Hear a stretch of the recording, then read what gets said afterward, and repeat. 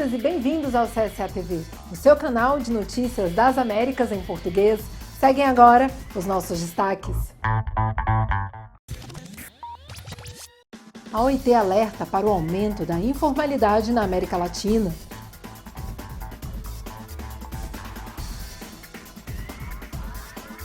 A pandemia de Covid-19 aumentou a pobreza, a desigualdade, o desemprego e a dívida dos países latino-americanos, informa a CEPAL. Cerca de 8,7 milhões de pessoas ainda estão desempregadas nos Estados Unidos.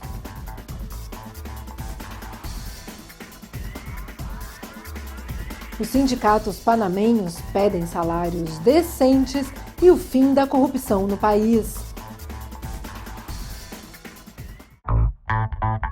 E a OIT alerta para o aumento da informalidade na América Latina. No marco da 11ª Conferência Interamericana de Ministros do Trabalho, a OIT destacou a necessidade de buscar uma recuperação inclusiva e sustentável para enfrentar a crise que tem deixado um legado de alto desemprego e o aumento da informalidade na América Latina e no Caribe. Na sessão de abertura da conferência realizada na Argentina, o diretor-geral da OIT, Guy Ryder, lembrou que já se passaram 18 meses dramáticos desde a crise provocada pela pandemia. O diretor-geral da OIT destacou que, embora haja sinais de reativação das economias da região, será necessário refletir sobre os rumos que a recuperação do emprego está tomando. Segundo ele, muitos dos empregos perdidos ainda não foram recuperados, e há uma alta taxa de desemprego regional de 11%. A pandemia gerou um aumento acentuado da pobreza e da informalidade e uma ampliação das desigualdades em todo o mundo, expondo brutalmente as desigualdades e vulnerabilidades já existentes. Diante desse cenário, ele afirmou que o objetivo deve ser caminhar para uma recuperação que seja inclusiva e sustentável. E a pandemia de Covid-19 aumentou a pobreza, o desemprego e a dívida dos países latino-americanos, informa a CEPAL. A pandemia prejudicou o financiamento e ampliou as fragilidades estruturais dos sistemas de saúde da América Latina e do Caribe, região que já estava passando por uma desaceleração, segundo a secretária executiva da CEPAL, Alicia Bárcena. Temos o paradoxo da recuperação, porque embora haja um crescimento muito importante em 2021, não podemos alcançar um investimento sustentável, inclusivo e transformador, disse ela durante o Fórum Global para a América Latina e Caribe.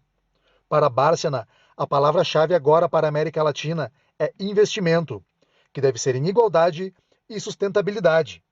A secretária da CEPAL também destacou a desigualdade nos processos de vacinação. Nossa região vive um grande descontentamento social por conta da incerteza e do medo, disse Bárcena. Entre 2014 e 2019, a região não cresceu além de 0,3% e continua sofrendo de problemas estruturais muito graves, como o baixo investimento, a pouca produtividade, a informalidade, a pobreza e a desigualdade. E a CSA realizou as reuniões preparatórias para a primeira Conferência Continental de Comunicação Sindical. A CSA realizou nas últimas semanas as atividades preparatórias para a primeira Conferência Continental de Comunicação Sindical. Foram realizadas 5 reuniões, com a participação de representantes de mais de 20 países. Os debates preparatórios da Conferência de Comunicação foram divididos por sub-regiões. O primeiro correspondeu ao Cone Sul e o segundo à região andina. O terceiro encontro contou com representantes dos países da América Central, México e República Dominicana. Também foram realizadas reuniões preparatórias com as mulheres trabalhadoras e jovens trabalhadores das Américas.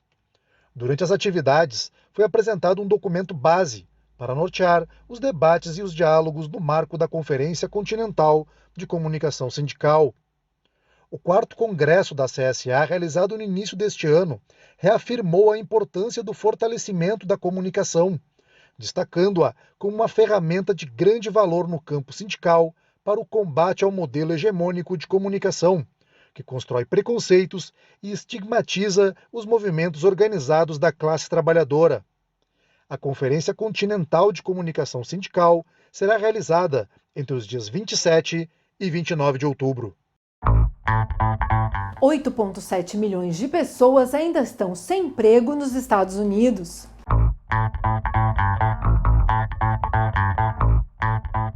Os pedidos de auxílio-desemprego nos Estados Unidos aumentaram novamente na semana passada, embora tenham permanecido perto do nível mais baixo durante a pandemia, informou o Departamento Nacional do Trabalho. Um total de 350 mil desempregados solicitou o benefício, um aumento de 16 mil em relação à semana anterior. Foi o segundo aumento semanal consecutivo. Mesmo assim, os números do último mês estão entre os mais baixos desde o início da pandemia em março de 2020, embora permaneçam acima da média. Os pedidos de seguro-desemprego diminuíram progressivamente. Cerca de 8,7 milhões de pessoas ainda estão desempregadas nos Estados Unidos e há cerca de 11 milhões de empregos disponíveis. Mais de 3 mil médicos do Sindicato Nacional dos Médicos do Paraguai iniciaram uma greve por jornadas decentes de trabalho e salários iguais. Essa e outras notícias no próximo bloco.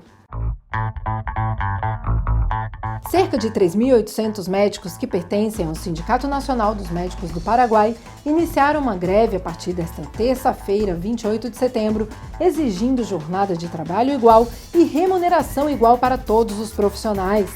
A multinacional de aluguel de automóveis Hertz executará um despedimento coletivo na Espanha que afetará 92 funcionários, 23% de uma força de trabalho que atualmente soma 399 trabalhadores.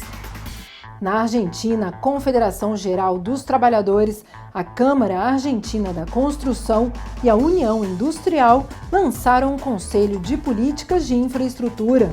A iniciativa visa desenvolver estratégias de infraestrutura com uma perspectiva de longo prazo e promover novos investimentos na área, aprofundando a aproximação de dirigentes sindicais e representantes do setor privado.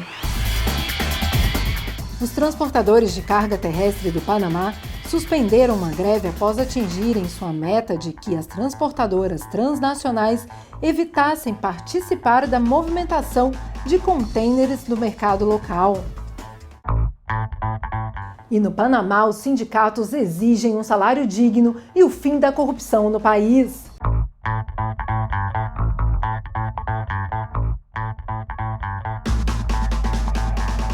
Sindicatos e militantes de movimentos sociais protestaram em frente ao Parlamento do Panamá, em repúdio a uma reforma eleitoral e para exigir salários dignos no país, duramente atingido pelo desemprego e pela informalidade, em meio à crise gerada pela pandemia. O ato ocorreu após a ministra do Trabalho, Doris Zapata, ter manifestado que não existe ambiente favorável para aumentar o salário mínimo, que deverá ser revisto em 2021 de acordo com a legislação em vigor.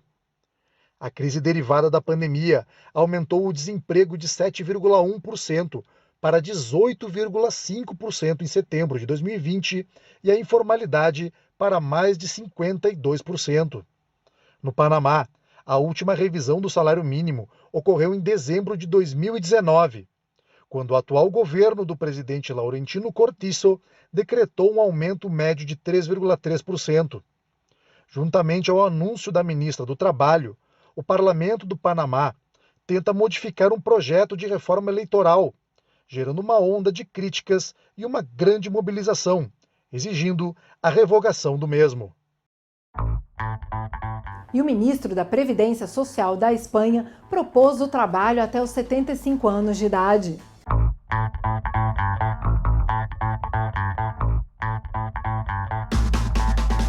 O ministro da Seguridade Social da Espanha, José Luis Escrivá, tem sido duramente criticado por uma declaração sobre a necessidade de uma mudança cultural para que os trabalhadores se acostumem a trabalhar até os 75 anos de idade, como ocorre em outros países europeus. O ministro explicou numa entrevista que o mercado de trabalho espanhol representa uma anomalia europeia, devido ao baixo volume de pessoas que continuam ativas depois dos 55 anos de idade. Nessas idades, por questões demográficas e de qualidade de vida, dá para trabalhar mais, argumentou o ministro. Suas declarações provocaram rejeição imediata dos principais sindicatos do país. O secretário-geral da UGT, Pepe Álvares, descreveu as palavras do ministro como um disparate absoluto. É uma falta de respeito pelas pessoas que trabalham há 30, 40 ou 45 anos, destacou Álvares. Episódios de discriminação de imigrantes no Chile causa preocupação.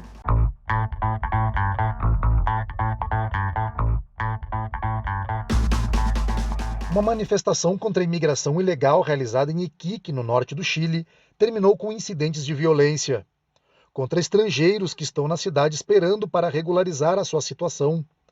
Com bandeiras e cartazes, cerca de 5.000 pessoas, segundo fontes policiais, expressaram seu repúdio à onda migratória no norte do país, principalmente de imigrantes venezuelanos. A marcha, que passou pelo centro da cidade, terminou com o incêndio das barracas que os imigrantes utilizam para dormir, em praças e praias, o que tem sido denunciado como ataque xenófobo. Até o momento, cerca de 3.000 pessoas estão detidas em Iquique, a maioria delas após ter entrado no Chile por passagens de fronteira não autorizadas. E na Bolívia, a reciclagem se torna o sustento de comunidades, gerando emprego e renda.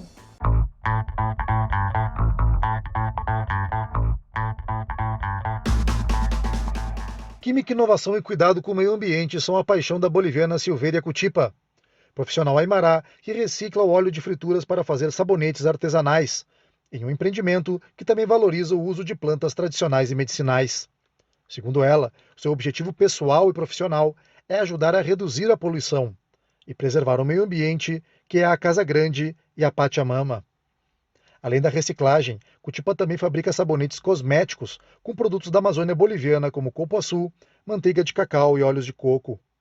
Ela ressalta que ainda há muito desconhecimento sobre as boas práticas de destinação temporária e final dos óleos domésticos de fritura, que costumam ser jogados no ralo ou derramados no solo, gerando contaminação.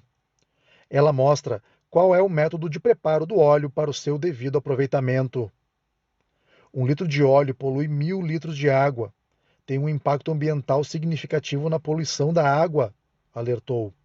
Cutipa sonha em ter uma grande empresa e comercializar os seus produtos em todo o país, além de participar de treinamentos voltados especialmente para jovens aimarás que desejam iniciar um negócio.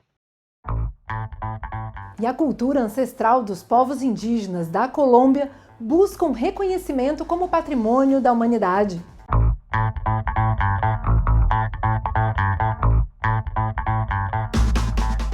A Colômbia iniciou nesta semana o processo para incluir o sistema de conhecimento ancestral dos povos indígenas, que vivem na Serra Nevada de Santa Marta, para entrar na lista de Patrimônio Cultural e Material da Humanidade da Unesco.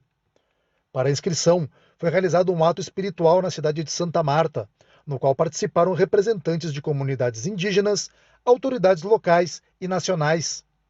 Com esta candidatura, a Colômbia avança no seu compromisso de reforçar os mecanismos que permitem preservar esta manifestação cultural, levada adiante durante séculos pelos guardiões da Serra Nevada, considerada o coração do mundo e designada pela Unesco desde 1974 como reserva da biosfera.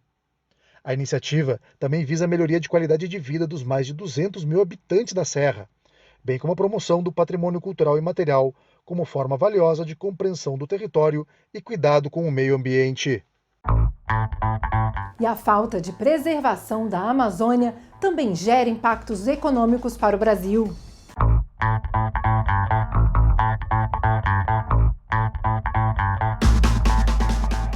O Brasil possui a maior floresta tropical do planeta e poderia, inclusive, gerir um mercado de crédito de carbono com atividades de reflorestamento e conservação de biomas.